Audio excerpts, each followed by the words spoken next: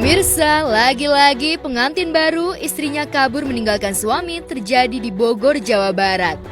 Kali ini istri yang belakangan diketahui bernama Fitri dilaporkan hilang oleh suaminya di wilayah Tanah Sereal, Kota Bogor. Ia tak menyangka istrinya kabur padahal baru sebulan menikah. Awal pertama sih ya pas saya pulang maghrib mandi, habis mandi beres, nanya dia makan apa belum, kata dia belum, udah gitu istirahat ya. Lama dia minta beliin bakso, beliin bakso ini. Itu kan saya berangkat tuh ke depan beli bakso, pas pulang orang tua saya bilang, "Neng, ABS ke bawah, ini dicariin nggak ada," gitu Pak. Udah gitu kan saya cariin ke rumah neneknya, maksudnya ke rumah neneknya nggak ada. Akhirnya kan neneknya kemari tuh, ya udah berarti benar-benar hilang. Di hari Senin tanggal 2 Oktober itu ada seorang laki-laki yang datang ke Polsek Tanah Sereal dan melaporkan bahwa istrinya hilang. Namun karena memang itu terburu-buru sehingga yang bersangkutan kembali ke rumah karena memang situasinya dalam keadaan tidak stabil.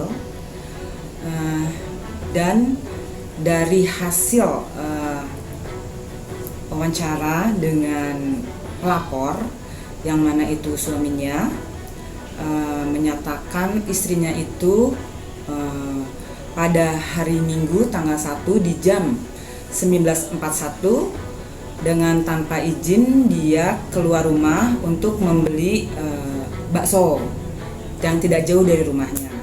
Namun ditunggu sampai beberapa saat dan suaminya datang ke tempat warung bakso tersebut, istrinya sudah tidak ada lagi dan sampai saat ini belum ditemukan. Aksi istri yang kabur sambil membawa emas beserta suratnya menurut pihak kepolisian tengah diselidiki oleh pihak kepolisian.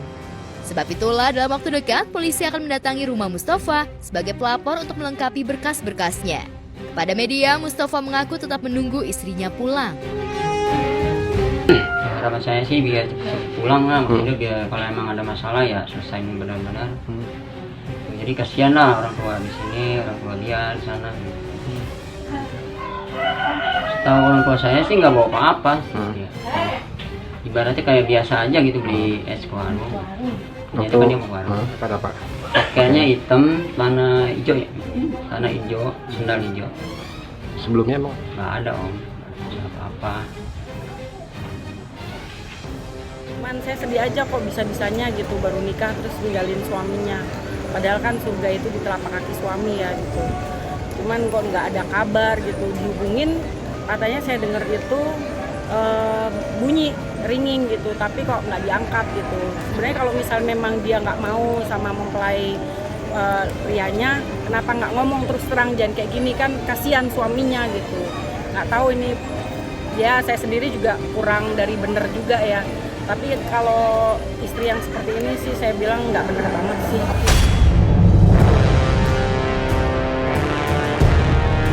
Mustafa, lelaki yang ditinggal kabur istrinya, juga menjelaskan jika istrinya pergi membawa sejumlah emas dan perhiasan beserta suratnya. Dan aksi Fitri kabur membawa emas itu menarik perhatian publik dan selebriti. Mereka bahkan bingung dengan sikap istri yang kabur itu. Oh itu kalau masalah emas ya emang pemberian saya om. Ibaratnya ada uang lebih saya beliin, itu aja. Jadi ibaratnya pemberian saya buat dia lah gitu. Oh gitu. Berarti bukan emasnya ini ya Pak ya? Iya. Bukan emas yang digondol itu berarti salah berita. Bukan. Itu masalah paham. Ya. Makanya saya pengen cepet-cepet clear lah, bukannya emas yang dari rumah digondol semua, bukan. Gitu. Karena lucu sama panik juga sih. Kalau dalam keadaan kita mau nikah tiba-tiba pasangan kita hilang. Begitu kan perempuannya ninggalin cincin mungkin ya dia mau kan sama pasangan belum ada perasaan tapi ikutin semua sebanyak punya sih. Ataupun juga mungkin cincinnya palsu. Enggak, tapi menurut aku sih itu lucu aja. Kalau penyebab sebenarnya kan aku nggak tahu kalau sudah baca. Saya itu melihatnya mungkin dari sebab yang lain. Nggak mungkin dia melakukan itu kalau sudah ada sebabnya ya. Jadi prihatin banget sih ngeliat seperti itu. Dan juga kasihan, pasti dia kan seorang wanita ya. Pasti kalau nggak dipicu dari yang pastinya dia nggak mungkin seperti itu menurut saya ya. Karena saya lihat kan ini juga wanita baik-baik gitu. Jadi pasti ada sebabnya sih menurut saya gitu. Harusnya sih sebagai keluarganya atau enggak dari keluarga pihak laki-lakinya mungkin harus menanyakan lebih dekat lagi ya mengapa dia melakukan.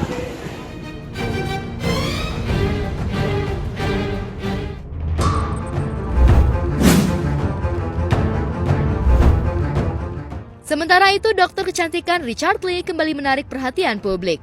Sebab kontennya di kanal video berbagi menuai kontroversi soal galon minum yang mengandung zat kimia bisphenol A atau BPA. Akibatnya, Richard Lee digeruduk massa dan diprotes soal kebenaran materi yang diposting di media itu. Itu sebabnya, Richard Lee menanggapinya dengan video penjelasan. Benarkah ini sebagai tanggapan lantaran konten yang diposting menuai kontroversi? Ini adalah video kesimpulan saya tentang air minum dalam kemasan yang mengandung cemaran BPA beserta dengan solusinya. Jadi bukan cuma masalahnya saja saya paparkan, beserta solusinya akan saya lampirkan kalian semuanya. Amat sangat disayangkan sekali kemarin video edukasi saya tentang minuman dalam kemasan yang mengandung cemaran BPA digiring ke arah persaingan bisnis yang menurut saya itu tidak menjawab konteks sama sekali ya. Sebenarnya ini adalah keresahan saya dan sebelumnya saya bisa bilang ya bahwa sebelum saya menaikkan konten tersebut juga sudah pernah dibahas oleh beberapa pihak lainnya, baik TV. BPOM sendiri sudah melakukan beberapa kali meeting tentang membahas hal ini. Ini adalah presentasi BPOM. Jadi ini sudah menjadi concern baik pemerintah, baik BPOM sendiri, ataupun juga beberapa influencer, konten kreator, ya beberapa di luar dari saya, itu sudah pernah membawakan konten ini. Tapi karena saya bukan ahlinya di sini, saya mendatangkan ahli yang sesuai. Saya kan dokter kecantikan ya ahli mungkin di bidang skincare, tapi kalau misalnya di bidang air minum, aku tuh nggak paham apa-apa. Jadi aku mendatangkan ahli yang sesuai. Dan mereka berkata bahwa yang polikarbonat seperti ini ya berpotensi mengandung cemaran BPA. Kita sebagai orang awam, reaksinya harusnya itu ya resah dong, marah, kesel. Kalau saya sih dengar pertama kali kesel, marah. Kenapa? Karena saya minum galon ini bertahun-tahun dan aku kayak ngerasa ditipu. Karena kan aku minum ini kan kayak ngerasa ini adalah minuman terbaik, minuman termahal. Ini adalah Indonesia Pride ya. Meskipun ini bukan produk Indonesia, tapi kayak aku tuh bangga banget dengan produk ini. Ya saking bagusnya dan saking mahalnya ya. Tapi ternyata ada cemaran BPA-nya, itu membuat aku marah. Dan sebenarnya yang kita harapin itu adalah jawaban dari pemegang merek. Cukup dijawab saja, oh iya kami tidak mengandung BPA kok, salah itu periksanya. Oh iya kami mengandung BPA tapi kecil banget. Oh iya kami mengandung BPA nih tapi kami akan berubah sebentar lagi. Jadi kayak jawaban itu tuh yang konsumen ingin dengar. Tapi alih-alih dijawab itu, dijawabnya justru ke persaingan bisnis. Saya nggak tahu apakah ini diarahkan ataukah ini let it flow begitu saja. Kalau menurut saya sih ini mungkin diarahkan ya, karena tidak dijawab sama sekali, diarahkan ke sana. Dan menjawab ke arah persaingan bisnis itu amat sangat tidak kontekstual. Artinya kamu nggak bisa berdebat secara sehat dengan saya. Artinya kalian nggak bisa berdebat secara sehat dengan ahli-ahli yang saya datangkan. Dan ketika nggak bisa menjawab itu, maka dijawab ke persaingan bisnis yang menurut saya di luar dari konteks. Sama seperti giringan opini di Twitter mengatakan bahwa, wah ini dokter mah semua masalah diangkat semuanya. Ya namanya podcast ya, kita ngomong seperti itu ya. Wah ini mah dokter para janda ini katanya. Yang nggak ada hubungannya dengan apa hubungannya dengan polikarbonat yang mengandung cemaran BPA. Nggak ada hubungannya sama sekali. Sebelumnya, influencer sekaligus dokter kecantikan itu sengaja mengangkat materi ini bersama dengan salah seorang pakar. Dalam penjelasannya, mereka menjelaskan bahaya BPA yang terdapat dalam air minum dalam kemasan. Apalagi kemasan itu digunakan berulang kali. Akibat konten itu, Richard Lee dianggap melakukan kampanye negatif. Lantas apa tanggapan Richard Lee? Dok, benarkah ini ada persaingan bisnis? Saya tidak ada kepentingan dengan pihak manapun. Jadi saya tidak punya kontak dengan pihak manapun, saya tidak membela pihak manapun, dan saya tidak punya perusahaan air minum dalam kemasan. Jadi saya whatever, masa bodoh, siapa saja yang mau jadi market leader, siapa saja yang laris, itu bukan urusan saya. Saya cuma peduli kesehatan saya cuma peduli saya minum suatu minuman yang baik untuk kesehatan saya. Ya, jadi kalau ada yang bilang, udahlah dok, Indonesia mah masih makan cilok, makan bakso, panas-panas, dibungkus pakai plastik, dan lain sebagainya, itu menurut saya ya opini yang stupid ya menurut saya ya, karena kita itu berusaha mereduce semua hal-hal yang berbahaya bagi diri kita ya. Memang ada banyak hal yang berbahaya di sekitar kita, tapi semakin kita tahu ya semakin kita kurangin dong, bukan semakin kita deketin ya semakin kita konyol maju ke depan kayak gitu punya. Sesuatu hal yang paling sederhana adalah ketika kita mencari botol minuman bayi, termos, tempat makan bayi, semuanya itu food grade. Kayak kita tuh nggak mau BPA free loh, bukan BPA di bawah 0,0 berapa, bukan. BPA free, kita tuh rela mahal-mahal cari botol minuman bayi, cari botol sesuatu yang BPA free. Tapi makanannya atau minumannya ada cemaran BPA di dalamnya. Richard Lee tetap pada pendiriannya dan berbekal latar belakang pendidikannya, ia kembali berusaha menjelaskan dan mengaku akan memberikan solusi tujuannya agar ia tidak dianggap sebagai kampanye negatif terhadap produk tertentu. Benarkah demikian? Kita nggak ada yang tahu dengan nyawa kita. Kita nggak akan ada yang tahu bahwa ini akan berefek 5 tahun, 10 tahun, atau 40 tahun ke depan. Kita nggak ada yang tahu. Tapi yang jelas jurnal penelitiannya mengatakan kalau misalnya minum atau makan yang ada BPA-nya, itu bisa pengaruh ke kesehatan kita. Dan itu semuanya ada jurnalnya. Semuanya lengkap semuanya.